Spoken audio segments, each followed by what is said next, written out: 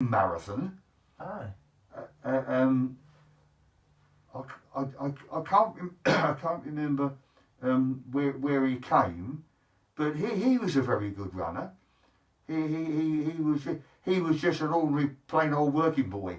He was a smashing bloke. He was. Represented England. He got no idea he got no idea what year he was born. Right. Because later on, when he came to Cambridge, and he worked for the corporation on the roads.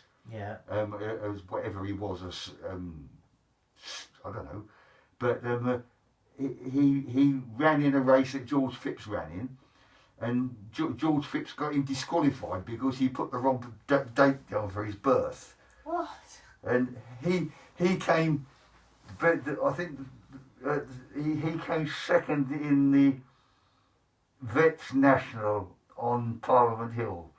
And he was beaten by a bloke called Pendlebury, who was a cyclist who suddenly appeared from nowhere, and Eddie was quite sure he was going to win it, and this bloke beat him.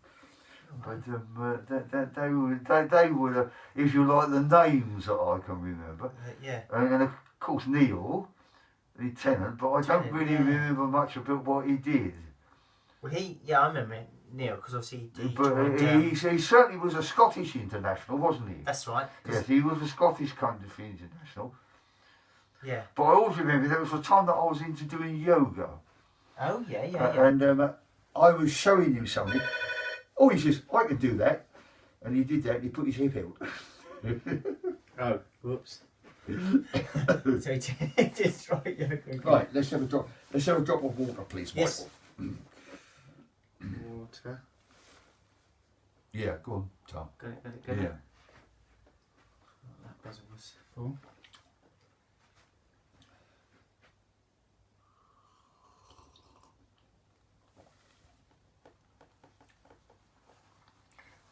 Right. Good stuff. So what was I going to say? So give us a typical, when you're running 230s, give us I know there's no atypical because you have to change your routine depending on all sorts of stuff, life and not feeling too good. Yeah, and blah, no, blah. I suppose I was fortunate because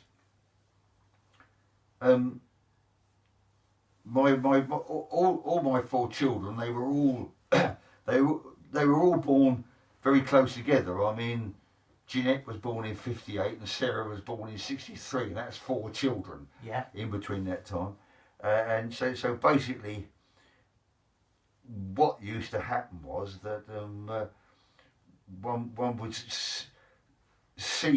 help and to see them all in bed, if you like. And Okay. I used to, and I very often used to run around Cambridge at 10 o'clock at night. Really?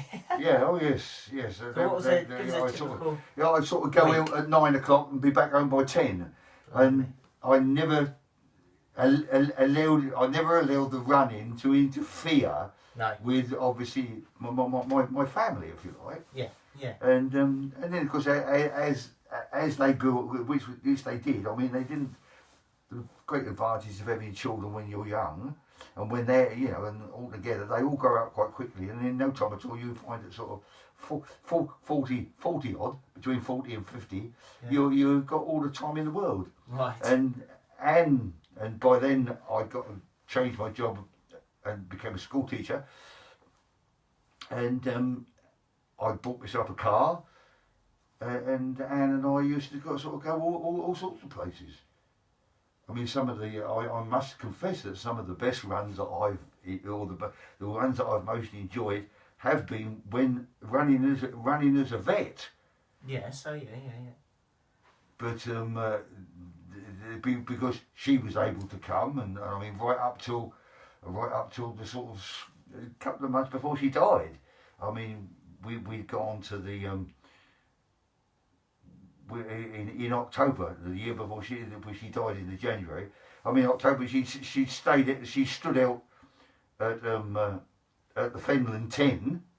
I used to do the timing for the vets. We used to have them all marked up on a special, with a marked number, and I used to do the timing, and she used to do the recording. I mean, she was doing that in October. That October, the last Sunday in October. Oh, You know, so you know, we used to do a lot together. I mean, we've been all sorts of places to go running. I mean, we went up to running the Vets National Cross Country at Sunderland and somewhere else. What's the standout course for you? Would Parliament Hill be the standout course, or was there other courses that are just Well, as yeah, equally as yes, good? it was. Yes, it certainly was, because much of the other was the one at Sunderland was a sort of constructed course over a load of blinking what do they call them, soil heaps. Oh yeah, like a man-made course. And the Midlands, the Midlands used to have some quite good courses. There's your one from Birchill Harriet. Mansfield was another one that had some good courses. Oh, and of course, Mike Turner was a second claim member. Mike Turner that's still running now? No. Well, no. Well, I don't think so. No. I never see him in any results, but I did hear that he was sort of doing a bit of jogging again, or whatever you like to call it. So give us a typical week back when you were doing your 230s. Yeah. In terms of what you did Sunday and then what you did Monday and meeting up with the club on a Tuesday or whatever, and then gives more of a typical week, sort of, I don't know, 5 years ago or that sort of thing. Well, 5 years ago I was doing nothing. Nothing at all. Nothing. No. Well, that was when Anne died. Right. And I decided to pack up. And then I decided I would. Sarah said, "Well, why don't you come and try this new park run?" Right. So it's the park and run. I got into that. Okay. And for reasons which I rather regret now, I wanted to be the first one to do 100. 100. That's it. Yeah. Which of course is what I did. But that didn't do me any good, and I sort of really, I've tailed right off now. I mean, I'm basically now mostly exercise I take is either cycling. Yeah. I mean, I can still cycle a good few miles. Okay, good. But and walking, bit of walking, but not a lot. I occasionally, but up until she died. I don't know I used to do about sort of 30 miles a week.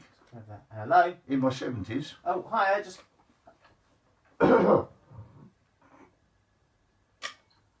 Sorry, Peter. Give me 2 minutes. Yeah, I suppose. I mean... I'll be back in 2 minutes. Peter, won't be a minute. Yeah, okay.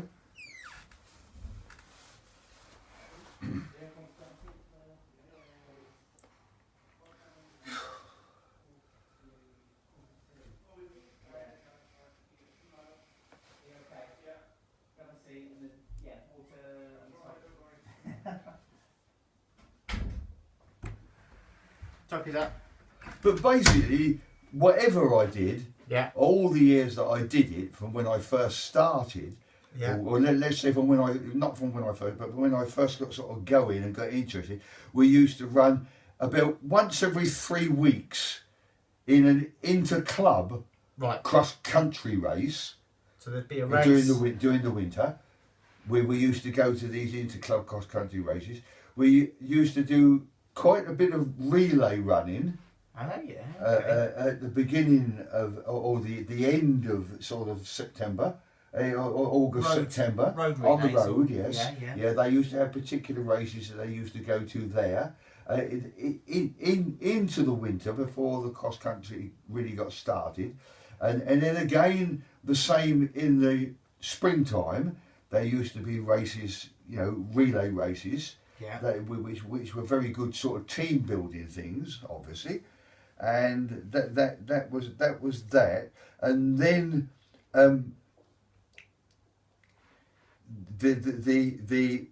the first long race that I used to do would be the Roman Road race, which was a university one. We started at Horseheath and ran through to the bottom of you know, Limekiln Hill, whatever you like to call it, Cherry yeah. Hinton. We used to do that, and then they Cambridge and Colliery had started a 10. They'd started putting on a 10. Yeah. And we used to then do that, and then you would look between the next really long one you would try for would be the Finchley 20. Oh yeah, I think that might still be. Well, that's still going. Yes, Still yes, going, yes, yeah. and that was a very good race. That was a good race. Yeah. And then of course the Polly, and then basically if you felt like it, perhaps either the Road Runners Club, they used to have a marathon. I ran in a couple of those. So The Mikesaltsportsmassage Marathon in Manchester, I went to a couple of those. And that was the Old Trafford. Was that the one going around Old Trafford for the finish? I remember you talking about finishing in the Old Trafford ground. In the where?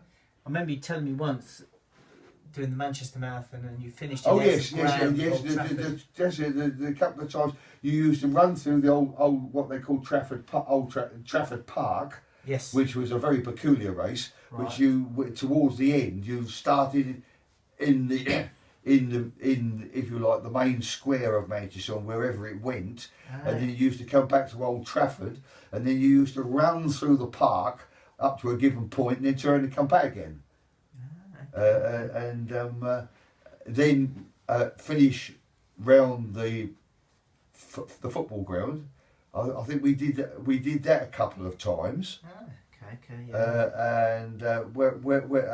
And I once tried in the 3As. I only ever ran in the 3As once, and that was too damn hot, and I didn't like that, and I dropped out of that. Right. And then later on, there was another race that was brought in, which Tom Drader used to do at Harlow, which was very good because that was all on cycle tracks, and I ran in that two or three times. Because there used to be that anybody who wanted to try a marathon, who hadn't run before, we'll run with you, Peter. You see, and that's I mean I can remember Dave Buck, Brian Jeffs, John Maroney. The people they used to sort of start with me, and then of course towards it used to leave me standing, obviously because I was then that much older than them. And what was your? And then as I say, basically when you got to sort of July, it was more or less track running. I mean, the idea that if you wanted to run, you ran on the track. That was just And again, I suppose in effect, I mean, the last time I ran with it was with Ted Sabaton, when the Cambridge, and then we put or was it I can't remember, it was the Vets or whether it was Cambridge and College. We put on a couple of Cambridge marathons. Oh really? Oh yes, yeah. The first one. Yeah, no, by I mean we. That was me and Bill Spratt. And the first one we ever did started on the Market Square and went up Trumpington Road. Oh yeah. And I can't remember where else. No, it must have gone up through Shelford and Baybrook that way and over the Gogs. And the last one we did was I ran with Ted Sabaton round because he wanted the wrong one, and he ran with me for about 20 miles, and then cleared off and left me. So did you have, when in your typical week? Yeah. Did you have your sort of sessions that were nailed on, that you had to do? No. It was basically I think I used to try to have a program. Yeah. But because, as you said, because of the fact that all sorts of other things were going on, and I was doing all, I just used to sort of fit it in when I could. But you raced a lot, or you raced a fair bit. There was also a race pretty much. Yes. Well, we all, I used to work, when I say we again, it's mostly